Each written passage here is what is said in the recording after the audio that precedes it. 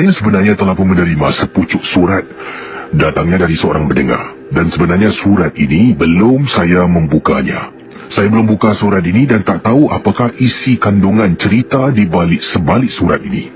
Tapi walau bagaimanapun, saya akan cuba ketengahkan pengalaman yang dikirimkan surat ini kepada saya, dan saya nak cubalah ketengahkan sesuatu tanpa saya ketahui dalam rancangan Misteri Jam 12. Dan ingatlah saudara, apa jua yang saya bakal ketengahkan, anggaplah sebagai satu hiburan saja. Dan saya akan buka surat ini yang dimaksudkan. Dan sebelum itu, surat ini telah pun dikirimkan kepada saya melalui tangan, bukan melalui pos, bukan mungkin melalui seseorang, tapi melalui mungkin empunya diri, seorang makcik. Saya agak lupa siapa namanya, tetapi telah pun saya terserempak tempoh hari dan hairan. Beliau seolah-olah tahu yang beliau ni akan jumpa saya. Macam dah rancang lah saya akan terserempak dengan beliau di salah sebuah kawasan ni. Dan bila jumpa saya, dia bertanya, adakah awak ni Casey, pengendali Misteri Jam 12? Saya kata, ya makcik. Alhamdulillah. Itu yang dia kata. Kemudian terus tangannya tu sebelah kanan seluk dalam handbagnya, kemudian keluar sepucuk surat. Dia kata, ini untuk Casey baca dalam MJ12. Dan saya rasa pelik, adakah makcik ni kemana saja dia pergi, dia bawa surat, ataupun memang seolah-olah dia tahu yang dia akan berjumpa dengan saya pada hari yang dimaksudkan. Jadi inilah surat dari seorang makcik yang saya lupa nak bertanya siapa namanya, tapi saya akan mungkin namanya ada tertera dalam surat ini.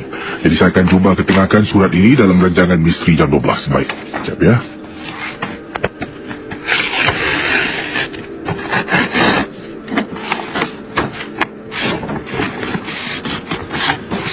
Baik. Inilah kisah.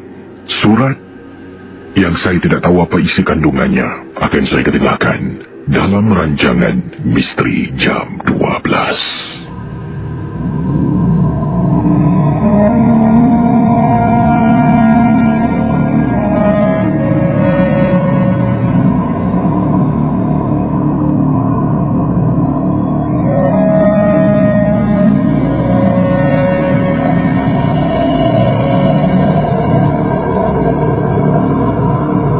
Apa khabar, anak Casey?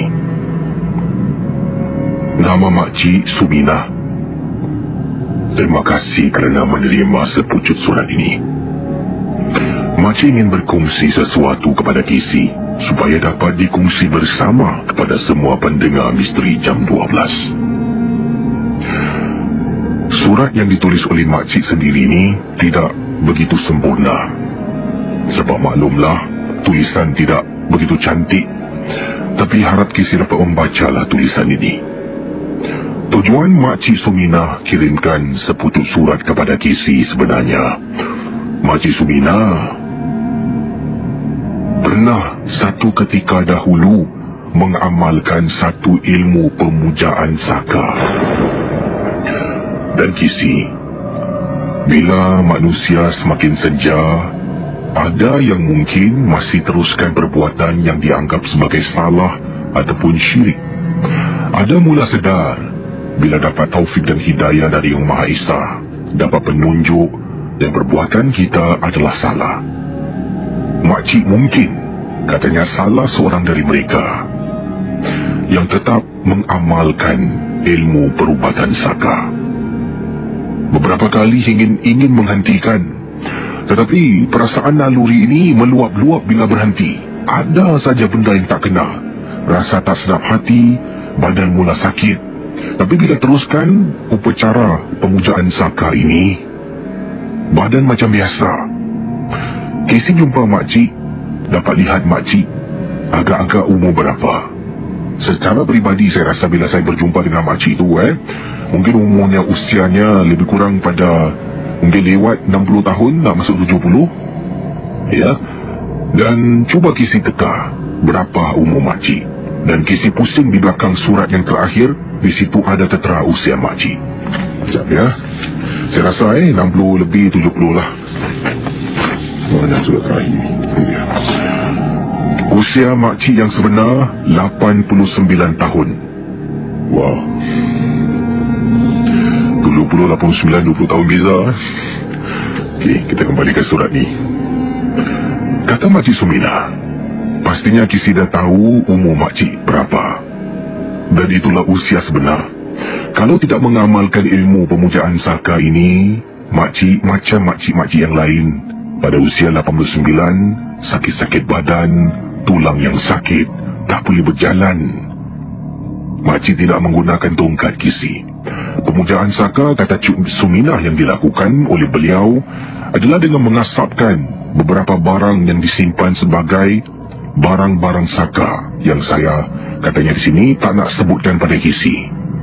Dan Kisi bayangkanlah, kata Cik Sumina, usia dah semakin senja, makcik tahu satu hari nanti kita akan mati. Tak kiralah berapa ilmu yang kita ada di dada, setiap yang hidup pasti akan mati. Tapi ketika hidup ini tak dapat hentikan tabiat pemujaan saka, sebab dah semakin seronok. Pada usia 89 boleh berjalan sendiri, boleh bergerak sendiri tanpa bantuan.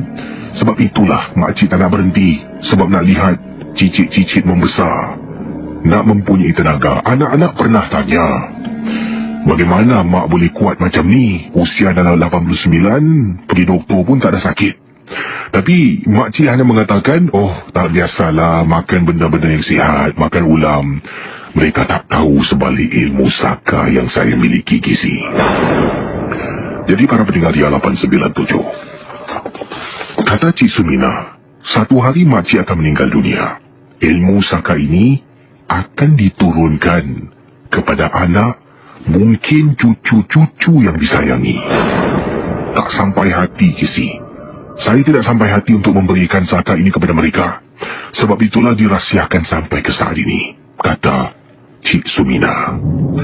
Jadi, pengalaman yang Cik Sumina ingin ketengahkan ini, baru-baru ini, cucu Cik Sumina yang berusia 5 tahun, yang tinggal bersama dengan saya, mula nampak sesuatu. Dahulunya rapat dengan saya. Saya dukung dia, beri makan, keluar kedai, berjalan-jalan bersama dengan cucu. Tapi sejak dia sambut ulang tahunnya yang ke-5 tahun tempoh hari, dia dah tak rapat dengan saya.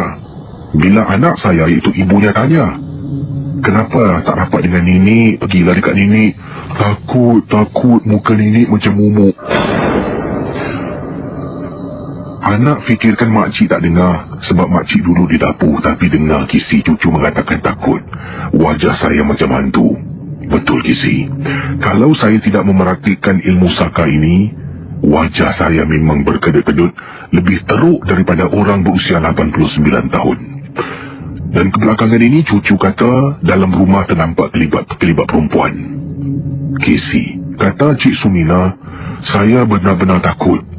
Sebab cucu saya ni, yang saya tak nak sebutkan namanya sebab takut anak saya mendengar, mungkin akan menerima saka yang ada saya miliki.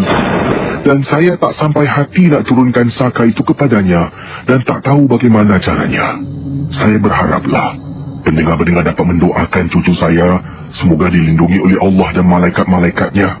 Saya tahu perbuatan saya salah, tetapi saya tidak berdaya nak lakukan apa-apa. Cucu saya sekarang berjauhan dengan saya sedih. Tapi saya simpan. Kisi makan dalam dibuatnya. Tolonglah Kisi ketengahkan dalam rancangan misteri jam 12. Saya benar-benar bersyukur dapat berjumpa dengan Kisi tempoh hari. Mungkin takdir kita berjumpa, dan saya serahkan sepucuk surat tentang ilmu saka yang saya warisi dan tidak ingin cucu kesayangan miliki bila saya meninggal satu hari nanti. Yang ikhlas, dari Puan Sumina, peminat misteri jam 12.